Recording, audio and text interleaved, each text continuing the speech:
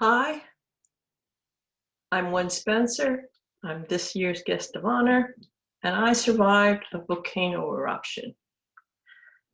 I grew up in the very geologically stable Pennsylvania. I lived there until I was 40.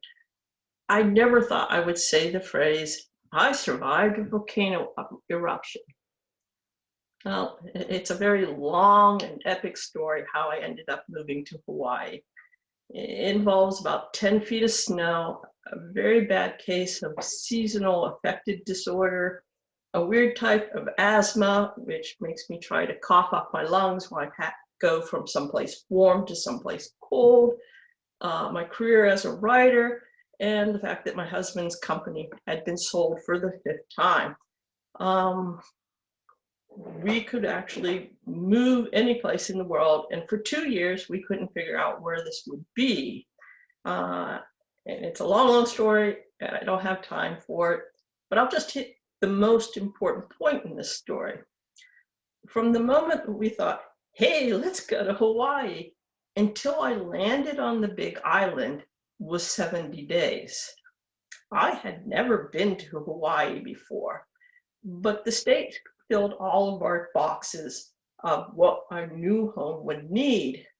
In those 70 days, I had to pack up all my belongings, check out house prices on the various islands, pick which island we were going to move to, research the school districts to figure out which town we were going to move in, and then set up getting my autistic son into a special needs class, quarantine the cats for 120 days, ship my car from Boston to Hawaii, and then play single parent to my autistic kid who was having a month-long meltdown over the move, while my husband stayed in Boston and fixed up the house so we could get best price for it during a buyer's market. 70 days. And it was a very insane 70 days. So I really didn't have time to learn about Hawaii. And when I landed, I knew 5 things about a new home, 5 things about our new home. It's that it's an island chain, that it was created by volcanoes somehow, the whole Pacific Rim Circle of Fire thing. It's a 50th state, and that there were white men. Before the white men came, there were natives, and ohana means family, and family means no one gets left behind. Those 5 points was all I know. Yeah, I mean, while I was going through this, it seemed very sane and reasonable, but now I'm like, are you insane? You moved with that much knowledge?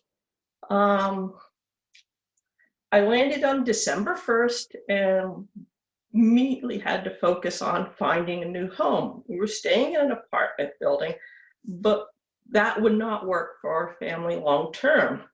So I would get my kid up onto the school bus, and then I would spend all day running around.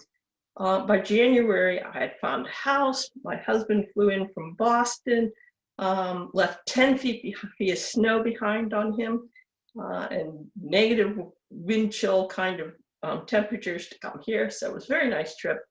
And we signed off on a contract. We were committed to living on the island, and I really didn't know anything about it.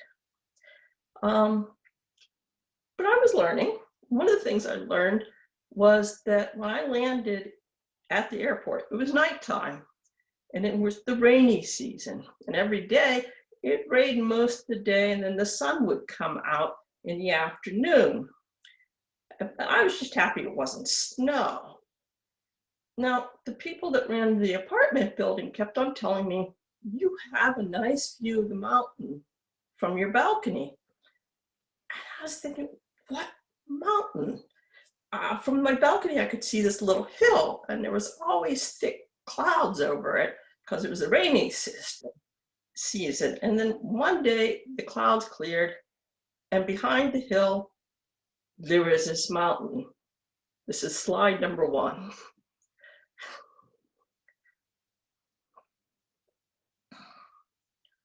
Yes, that mountain on the back with the snow on the top. That's Mauna Kea. It's an extinct volcano, and from the seafloor to the peak, it's the tallest mountain in the world. From sea level, which you can see just at the beginning of the bottom of the screen, to the peak, it's taller than Mount Fiji. And I'm like, it's January, I've been here for 2 months, and suddenly it's like, wow, there's an extinct volcano on this island. And I know it's extinct because there's 14 observatories built on the top. Now, toward the end of January, I got an email from 2 of my friends, Joe Pranovich and Zori Zakin. They were going to be in Honolulu, but they wanted to see the volcano. They were going to fly over the island and do a 1-day tour. Did I want to go along? By this time, I hadn't talked to anybody for like 2 months, and I'm like, yes! I thought that when they said volcano, they meant Mauna Kea. So they fly in, and I meet them at the airport, and we get on a bus, and I'm all excited and talking and not really paying attention to what's going on. And the bus goes up and up and up and up, and we get to Volcano National Park. And we start down this little windy road with trees growing over the road.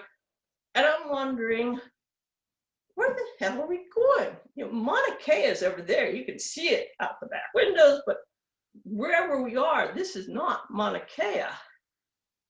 And then we round the bend and pull into a parking lot full of tour buses, and there's a massive caldera, slide number 2. It's really hard to describe, and photographs really doesn't do it justice. The caldera is 2.5 miles by 2 miles long. The cliff sides are over 400 feet. It's a massive, massive, massive hole. And you get right up to the edge. It's really jaw-dropping, and there's this huge plume of smoke was pouring out of the center. And I get off the bus and just stare, and stare, and stare. And mentally like, shit, there's more than one volcano on this island. Now, for scale, down in the far right corner, you can see that the road comes up. It's just this little line, and there is a 50-car parking lot off to the middle, in the middle of the center of the picture. Yes, it's a 50-car parking lot, and there's a bathroom and a museum and a scientific observatory building there. But of course, you can barely see it because the hole is so big.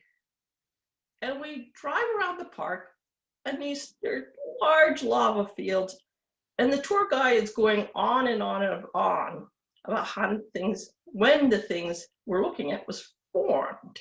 Slide number 3. I'm used to geological phrases like 22,000 years ago, the Pennsylvania was covered by glaciers. Tour guides point at these areas going, in 1970, the volcano did this. They're saying they're not seeing the slides. No.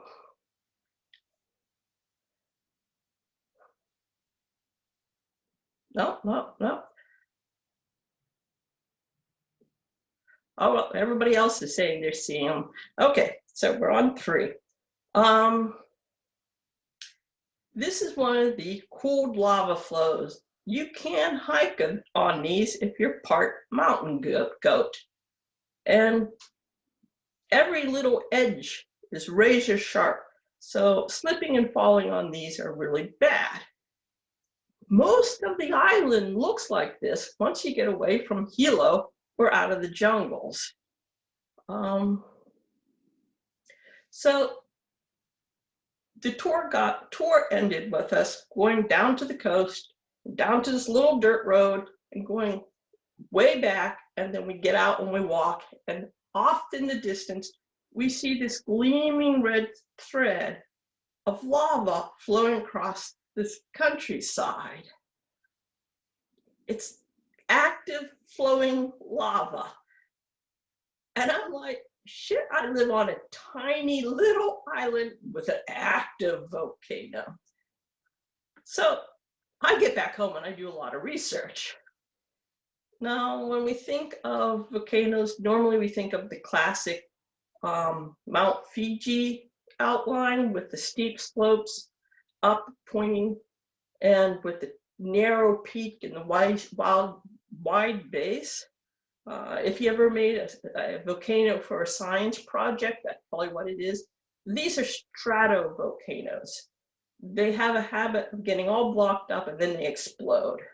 Most exploding volcanoes you ever heard about are stratovolcanoes like Mount St. Helens, Mount Vesuvius, Krakatoa, Mount Etna. These are all stratovolcanoes. Hawaii is home to shield volcanoes. These type have a different kind of lava, and the distance that the lava travels is different, and it results in fairly non-explosive eruptions that put out sheets and sheets of lava that build up in a smooth bulge that kind of looks like Captain America's shield laying on the ground. These are much more friendly volcanoes. They don't usually go boom, normally. Now I had known all about the Pacific Rim of Fire and the plate tectonics, and that the Hawaiian Islands were made because of volcanoes. I really didn't understand the whole nature. I learned. For reasons that I never figured out, and I'm not sure if they know why, there are hot spots on the planet. And it's like a massive finger flame poking up, and the continental plate is basically dragging itself, being dragged across this hot spot.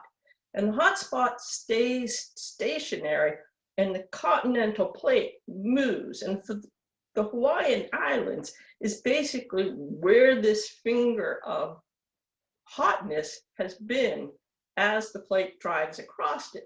So the most northern islands are the oldest, and the southern one, which I'm on, is the youngest. There's a really cool legend about the goddess of fire, Mount Pele, Madame Pele, as they say here, was looking for a place to live, and in the legend or myth, they recount in correct order her going from island to island, from oldest to youngest, looking for a place to live, and finally deciding to settle in Kilauea. The Big Island has 3 to 7 volcanoes. It all depends on how you quantify it. There's an extinct volcano that's off the north coast, and there's a baby volcano growing off the south coast. Those 2 aren't normally counted. Now, they do usually count the 3 dormant or extinct volcanoes, but to me, they're just mountains. That leaves 2 active volcanoes on the island. Mauna Loa, which is the largest volcano in the world, and Kilauea, which is the most active volcano of the world. And this is when you start feeling kind of stupid. I moved to the island that has the most active and the largest volcano. Okay. Now, active means that it has the possibility of erupting, or it's in the process of erupting.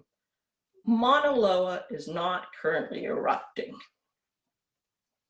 The volcano I had gone to see with Joe and Dory was Kilauea. It's been active for a long time. The geologist thinks it's been active for nearly 3,000 years. Even though the first white men showed up in 1779, there hasn't been any detailed records kept of the eruptions until 1909, when Thomas Jagger moved to Hawaii to study Kilauea. He had been sent around the world by the US government to investigate several deadly eruptions that happened in other countries, and he thought that Big Island would be the perfect place to learn more about volcanoes, because obviously somebody had to do it. And Kilauea cooperated by erupting fairly non-dramatically off and on for most of the century. In 1983, it started to erupt and it didn't stop, meaning that for over 30 years, it had been spewing out lava. Where the lava was flowing changed time to time, but the flow was continuous and slow, but continuous. No one was killed, but it wiped out several little towns and neighborhoods that was between Kilauea and the ocean. And this is slide number 4. It would go down over the flank of Kilauea, which through areas that used to be populated but are currently not populated because all it is lava now, and spill into the ocean. Locals used to make good money by taking tourists out to see the site at dawn. And this was a good distance away from Hilo. So it was quite a boat trek to go out and see it. Because we have the largest and most active volcanoes, we're also the most studied volcanoes. There's tons of equipment measuring everything you could imagine scattered all over the island. The research is very transparent. There's government websites that you can see all the data for yourself. For example, volcanoes breathe in, and in that they inflate and deflate as magma pushes out on the crust and then retreats. For example, over the past month, the summit tilt meter recorded 4 deflations and inflations events, down from the recorded 10 inflation deflations events recorded last month. And if you want to go check out this information for yourself, you just go to volcanoes.usgs.gov, and there's the whole list of every volcano that the US government tracks, and you can go see what's happening day to day and week by week. It's when you first move here, you become addicted to this website. So in 2010, right after arriving, I did all this research, learned all the information on volcanoes, and think, Kilauea has been doing this eruption thing for almost a century. It's not going to do anything crazy. I'm fine. And for 7 years, I'm right. Now, I live in Hilo. It's on the east side of the island. It's also known as the windward side, which means the trade winds blow in over Hilo on the ocean side before hitting the mountains. This is also why it rains a lot and why I didn't see Mauna Kea for the first month. Now, 20 miles south of Hilo is a big wide plain known as Puna. It's about 500 square miles, so it's quite large and quite flat, except for one edge runs up the flank of Kilauea. At one point, this was all sugarcane plantations. When some of the plantations went under, and we'll get back to that point, the owners decided to set up housing developments. They would take their 1,000-acre plantation, create a grid system of lots where there would be anywhere from 5 acres to a half-acre lot, and then they would bulldoze down dirt roads with names like 1st Street, 2nd Street, 3rd Street, on up to 31st Street. So you get the idea how big these housing developments are. Now these lots are out in the middle of the jungle, and the jungle's quite dense here, with zero infrastructure. Most of them are too far from a cell tower to get a cell phone signal. None of them have city water, either a well. You can't really drill wells through the lava beds.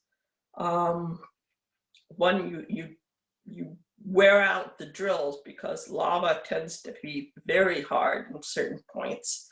And then 2, lava is really, really porous, so you don't tend really to hit a source of water unless you get lucky.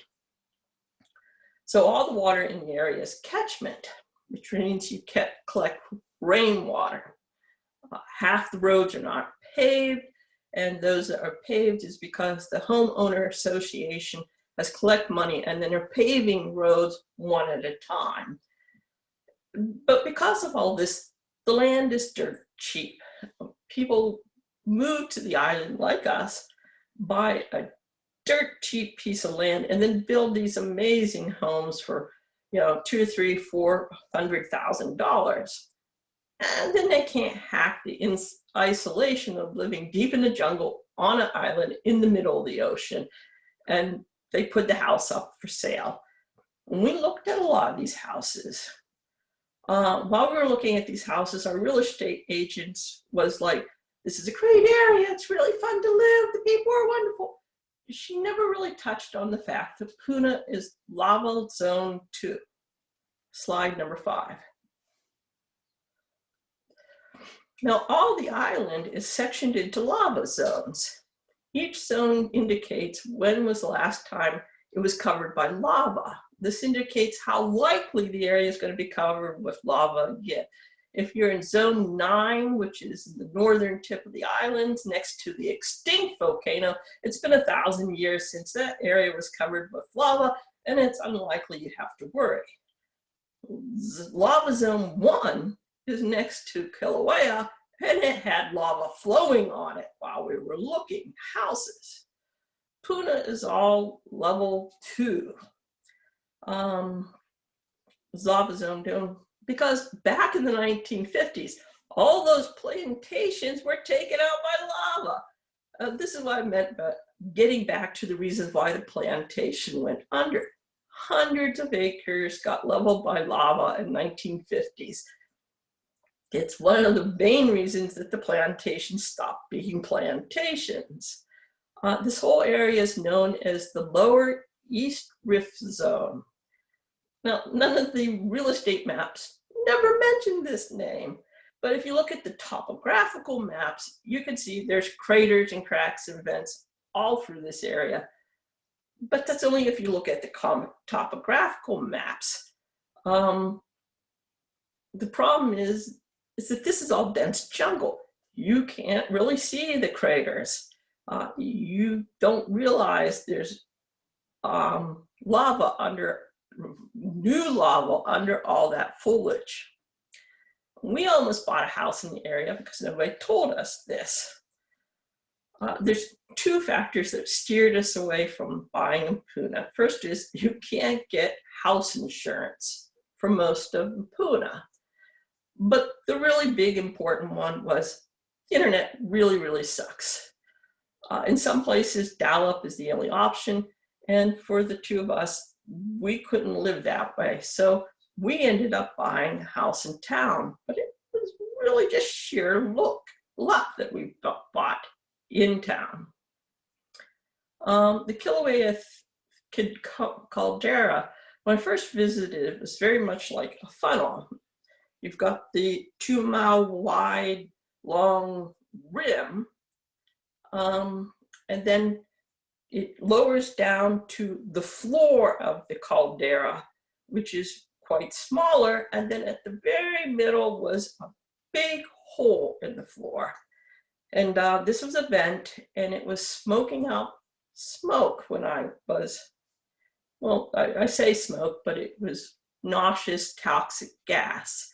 CO2 at levels that where you could stand in it for a few minutes, but if you stood in it long enough, you would die. Now there's lava was in the vent, and sometimes it would raise up high and sometimes it would be down low, and it would go up and down, and at the website you could see where it was. On the day that we had gone to that part there, it was like 150 feet down the tube's vent, so you couldn't actually see the lava. But if you go to the park at night, you could see how the lava was throwing light up in the air. Slide 6. slide 6. Okay, I can say that.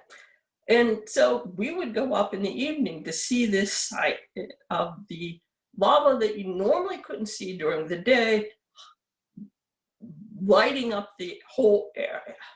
It was truly cool. Now, in April of 2018, the lava not only filled up the whole vent, it overflowed onto the lake floor, the caldera floor. And we went up that night. We took a lot of pictures, but none of the pictures came out. But it was a big lake of lava, and it was boiling and splattering, and there was this low roar. It was very cool. But it's been doing these things for a century. Nobody was scared. In fact, getting to go see it when it overflowed like that was hard because there was a line of traffic the whole way out of the park that night, because all the locals knew that you would be able to see it at best at night. And so everybody went up at night to look at it.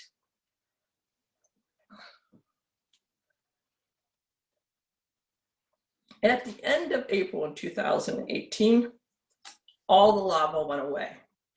It was like somebody pulled a plug. Several millions of metric tons of lava went someplace else overnight. At first, the scientists didn't know how drastic this was, because while there's cameras pointing down into the caldera, they couldn't get close enough to get a straight down look. So they just thought the level of the lava had dropped so low that the cameras couldn't pick it up anymore. And then somebody flew a helicopter over the caldera, and they're like, holy shit, all the lava is gone. And the geologists were like, oh, this could be bad. Right about that time, cracks started showing up in the roads of Puna with steam coming out of them. Now, in Pittsburgh, people would say, oh, gee, that's odd, and then ignore it until it swallowed a bus. A lot of the people living in Puna, though, had lived through something like this before. They immediately called the scientists, and the scientists immediately drove down to look at the cracks. They painted lines on the road, took measurements, set up gauges, and to measure the gases of the vents. Slide number 7. This is our governor. He's the guy with the mustache. Yes, our governor wears aloha shirts all the time. But he's out here looking at the cracks. And yeah, they're big cracks, but you know, you could ignore them. Maybe. In the course of the next 24 hours, these cracks got bigger and bigger. Not massive, like you lose your car into it big, but at least not at first. But you now could look down, down, and down. It was just, you could not see the bottom. And there's sulfur gas coming up, and it's superheated steam. But no one is panicking. Things like this happen. It's part of life, living on the island with a volcano. And then the earthquakes start. The joy of having two active volcanoes, all inflating and deflating within 50 miles of you, is you get a lot of earthquakes. Typically, we get 5,000 a year. Now, 5,000 a year seems like a lot, but it's not as bad as it sounds. There's 3 numbers within an earthquake. There's how far away is it from you, the second is magnitude, and the third is depth. When we get a lot of earthquakes, but they're centered on Kilauea itself, which is 30 miles as the crow flies from my driveway. And a lot of these earthquakes have a depth deeper than 30 miles down, which makes them less noticeable than shallow earthquakes. And they're also usually in between the magnitude of 1.0 to 3.0. And with those three factors, you usually don't notice the earthquakes, even though they're at the insane rate of 17 a day, which is roughly about 1 hour. Usually, there's only one earthquake during the week that's a little bit stronger, that's a little bit shallower, and you might feel a slight jerk. Sometimes you would notice an earthquake and the person next to you was like absorbed in a book or was walking or something, and they don't notice. The first month or two on the island, you're like, earthquake! But after a while, you really don't seem to pay attention to them unless they're really strong. On May 4th at 12:30, we had a 5.4 earthquake. It was a really big, hard jolt, but that was it. It was just enough to wake you up. But a few minutes later, then we had a 6.9 at a depth of 4 miles, which is really shallow, and it was really strong. And what made it even scarier was it shook. We shook and shook and shook. Now, and this sounds a little bit stupid, but up to this point, I never looked up safety tips for earthquakes, which seems pretty stupid now. I've since looked it up. And tip number 1, do not try to run from your house during an earthquake. Most injuries come from people who try to run, and the ground shifts underneath their feet and they fall and they hurt themselves. I had heard that you're supposed to stand in doorways, so I got up and almost fell down and went and stand in the doorway. And while I'm standing in the doorway, I was looking out at our porch, and we have glass doors that look out onto the lanai, is how I say in Hawaiian. And I could see the post holding up the roof of the porch just swaying back and forth to the point where I thought the whole porch was just going to fall off the house. And quite frankly, I was scared shitless. But it wasn't just the porch that was causing problems. I knew a lot of other things. Earthquakes scary enough when you're in some place like California. You're at a totally different level when you're on a volcanic island in the middle of the ocean. The first question you have to ask yourself is, where did that come from? Because if it's the volcano, it might have decided to get all dramatic and went boom, and you're about to have a Pompeii rush of superheated rocket ash poured on your head. It's highly, highly unlikely. This is a shield volcano, but it is a volcano. We've been studying them for a century, and we really don't understand them completely. Slide number 8. This is the 1946 tsunami in downtown Hilo. Hilo has been wiped out twice in the last century by tsunamis. This photo was taken in 1946 when 96 people were killed after an earthquake in Alaska. Another quake in 1960 killed 61 people. If you talk to anybody my age in Hilo, they all have stories of the day they had to run for their lives from 30-foot high waves that plowed almost a mile inland. Now, the Pacific Tsunami Warning Center was set up after the 1960 tsunami. And I could talk at length about the tsunamis, but no, that's not the problem. But with the Pacific Tsunami Warning Center, normally we would have hours of warning before a tsunami would hit us from Lake Alaska and Chile, which were the two that wiped out Hilo. But if the quake was offshore of the islands, we could have less than 5 minutes to react. So when you feel a strong earthquake, the first question is, did that trigger a tsunami? Slide number 9. There's also this looming disaster on the Kilauea southern flank. Recently, when scientists have noticed that all the islands that are created by the shield volcanoes, the older islands have these steep cliffs. This is a picture of a cliff in Molokai. And as you notice, there's a chunk missing out of it. And they were like, some of these cliffs, they look like there might have been a landslide. So they went underwater and discovered that many, many, many of these cliffs were created by massive landslides thousands of years ago. They put instruments on the flank of Kilauea, nearest closest to the sea, and oh my God, the whole flank drops a few inches every time there's a big quake. They did the math and figured out that if the slope goes completely in one massive landslide, like all these other places, there could be a wave up to 300 feet high. Every single thing facing the Pacific Ocean in the world would be hit hard. Hilo would just be the one hit first. You know, we would only have a few minutes warning before the 300-foot wave hit us. Now, even if there was a minor tsunami, it would do massive damage to our infrastructure. We get all our food and toilet paper and fuel via a port. Tsunamis wouldn't just hit one side of the island.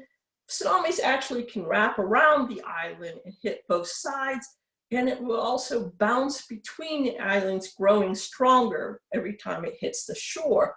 So anything facing the big island in Maui, say, would be hit even harder.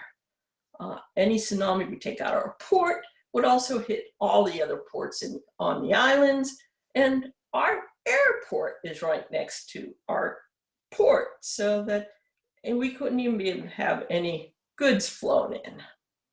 So, you know, big earthquake, you're afraid of the house falling down on your head, but there's this whole cascade of what if, to make you even more scared. Well, the shaking finally stops, and I'm standing there laughing how scared I was just a few minutes earlier, and then the aftershocks hit. And there were 4 aftershocks of 4.5 or over the next 30 minutes. So basically every 5 minutes or so, there was another hard jolt. And remember how I said we would get 17 quakes a day? For the next few weeks, we had like 300 to 500 quakes a day. Most of them you wouldn't feel, but like every 30 minutes ago, you would feel one. And there's this one level where you're like, I have nothing to fear. And then there's this deep, dark, illogical place inside you that's like, ah! So shortly after the earthquakes of the 6.9 earthquake, all the cracks in Puna widened up the fissure and lava started pouring out. Some of them fountained up lava up to 300 feet in the air. Now lava flows downhill following the path of least resistance. And I'm on the flank of Mauna Loa, not Kilauea, so I was perfectly safe. Unfortunately, there's a lot of houses between the fissures and the ocean. Some of them belong to friends of mine. Can we play the video?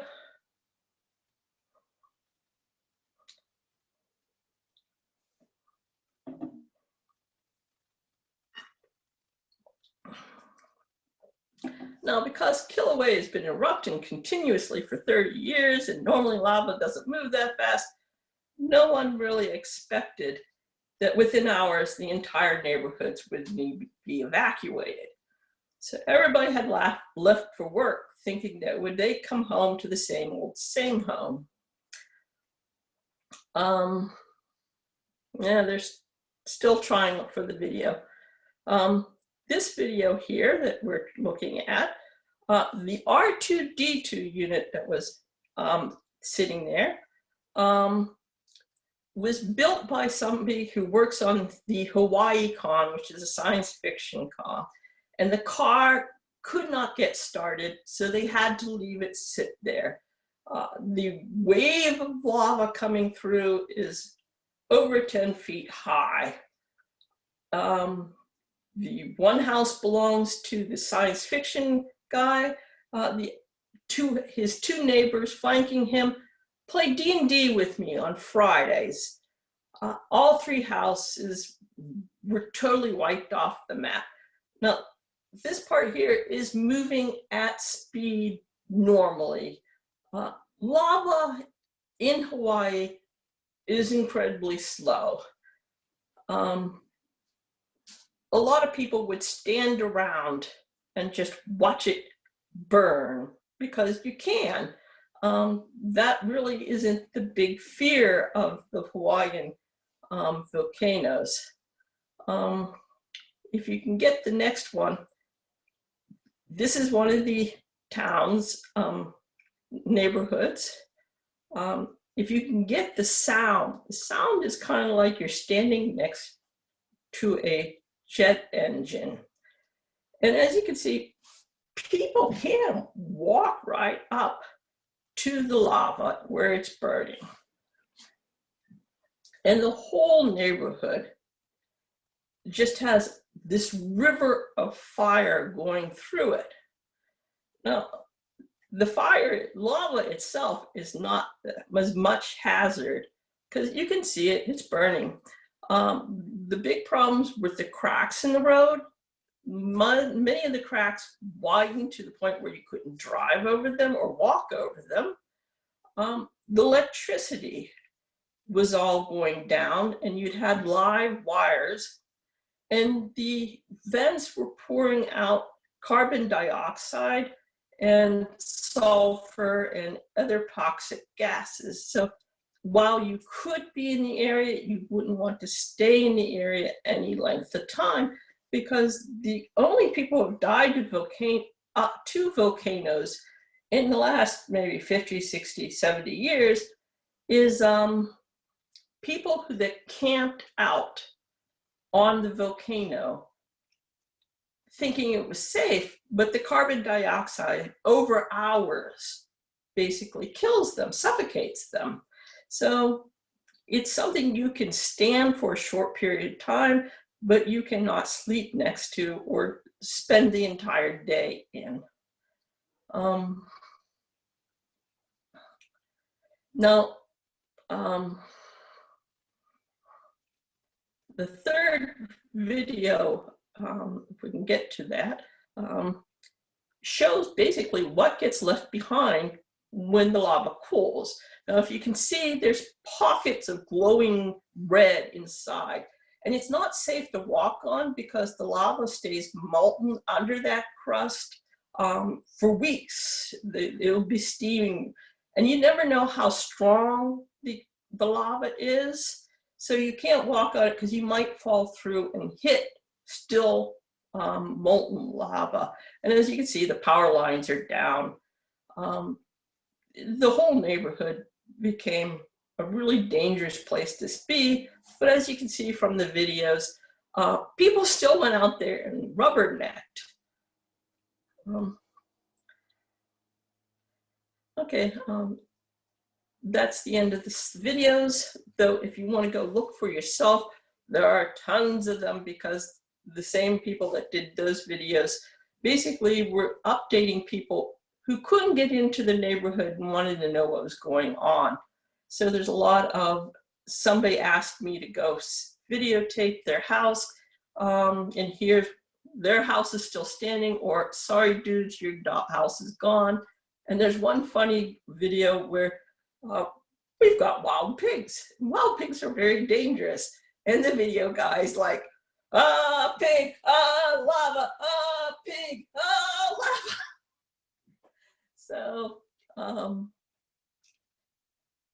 So slide number 10. So the lava's heading for the ocean and, oh, there's our geothermal plant. I don't have time to explain the whole geothermal things, except they generate electrical power by using steam from wells drilled down into the hot spots of Earth and then injected with water. Well, sometimes they use something that has a lower boiling point than water. And our geothermal plant did. They had massive amounts of a highly flammable substance called pentane. And for several days, as the lava got closer and closer to the geothermal plant, the company dilled around, not moving the flammable gas. Yet we had a very interesting May that year.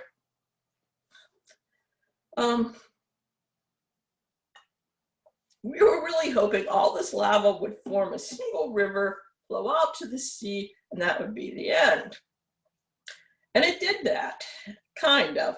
It fanned out as it neared the coast. In the course of 24 hours, it took out 700 homes. I could stand on my porch and look out toward Puna, and it would seem as if the sun was rising. It just glowed so bright. My friends who played D&D with me took pictures at night of the sky, and it looked like it was taken at dawn. And the people from the mainland were devastated. They had lost their houses. The people who've been here for generations were like, well, we were just borrowing the land from Madame Pele. When she wants back her land, you clean the house to welcome her, and then you take what you can and you leave the rest to her. As I said, I was uphill of the lava. The earthquakes slowly go back to normal. The danger of tsunamis has passed. The pentane gets moved from the geothermal plant, and we're coping. And then the lava actually reaches the ocean. Well, it turns out that when molten lava hits seawater, it creates what's called lays. And lays is a combination of hydrochloric acid and some very, very fine particles of volcanic glass. This on top of the dangerous levels of other gases that the vents were pouring out, all filled the air in tons of volume. Needless to say, the direction that the wind was blowing became paramount. Meanwhile, back on the summit, the scientists, volcanologists, I've been avoiding that word, volcanologists, were holding daily press conferences explaining what could happen next. They're like, we've searched for the old records and they're very incomplete and damaged by time. But the last time something like this happened, it seemed to trigger a series of explosions at the caldera, and it started to throw boulders bigger than trucks up for a mile. And we think that's what's going to happen. And yes, they were right. That's what started to happen. On May 17th, the volcano explosively erupted, throwing ash 30,000 miles up in feet, 30,000 feet up into the air.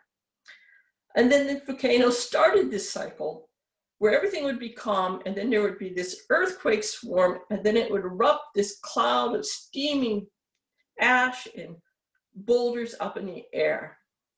And at one time it did this, the ash was pink, and we were all like, what the hell does that mean?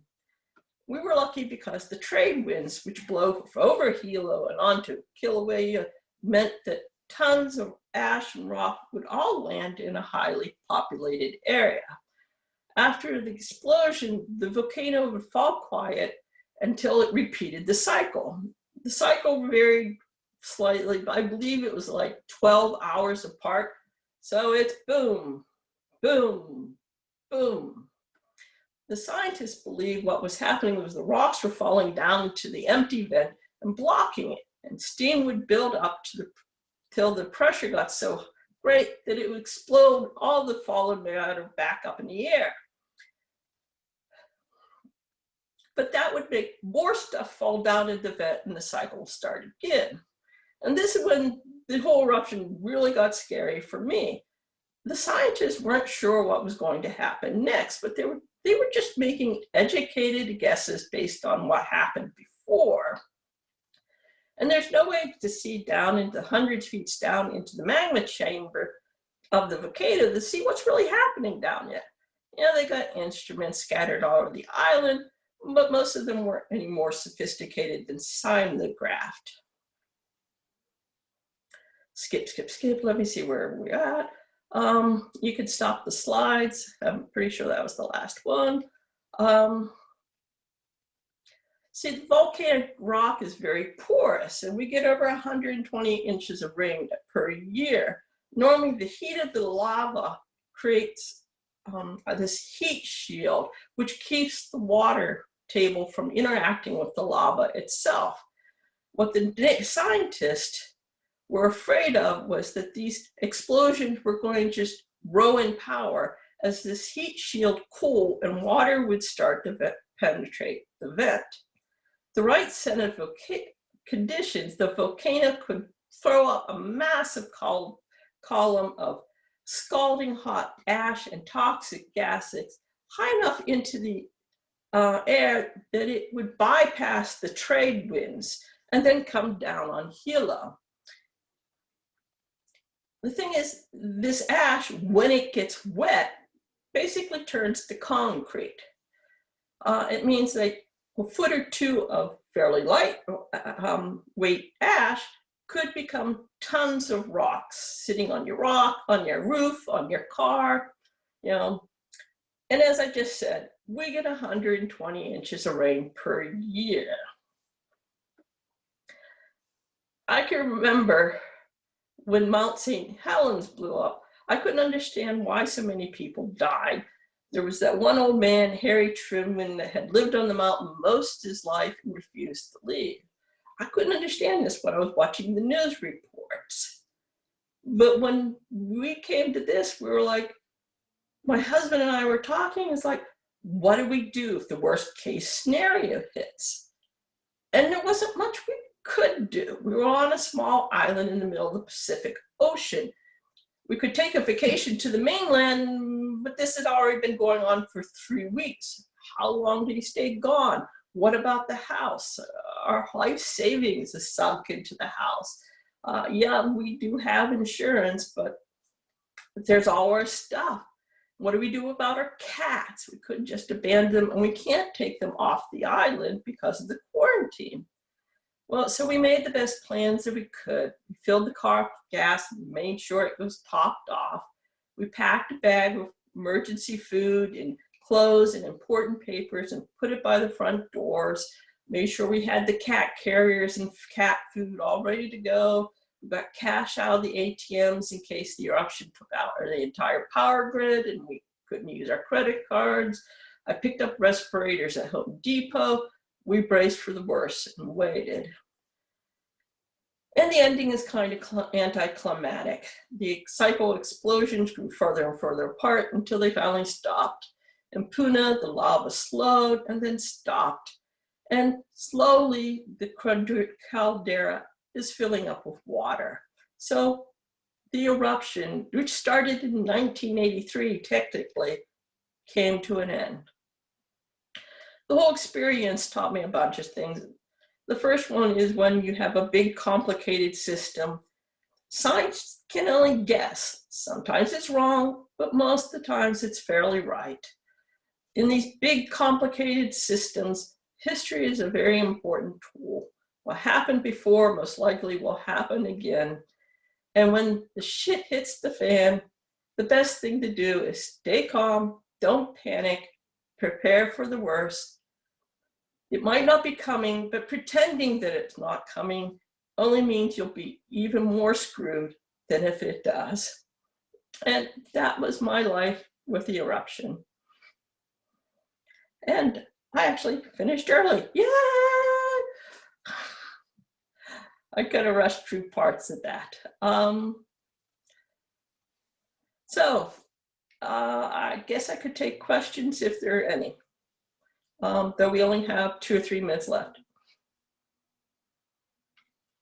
I hope you guys enjoyed it.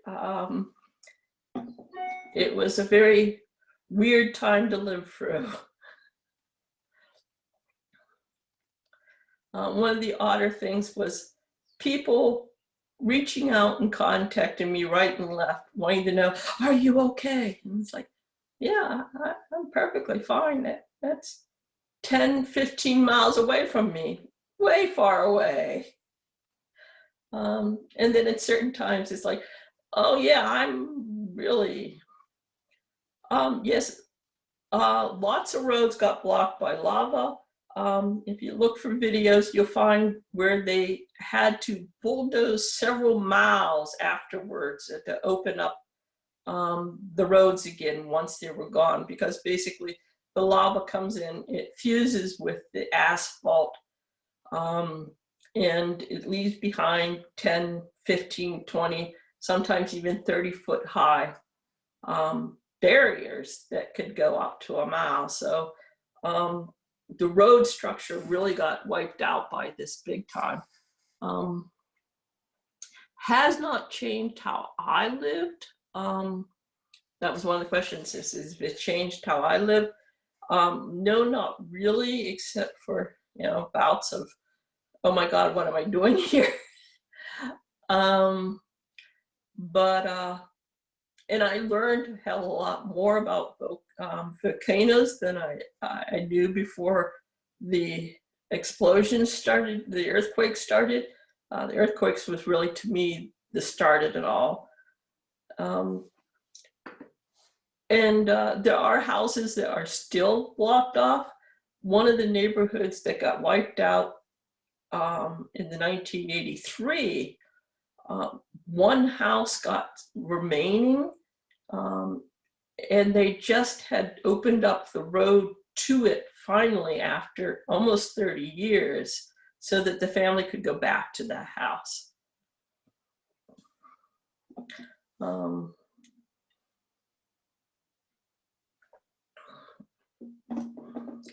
One of the sadder stories was the one couple I used to do taiko drums with. He had died, he was like 73, so 79, something there. And shortly after he died, the house was taken by lava and she was left with nothing. So that was one of the sadder stories to me.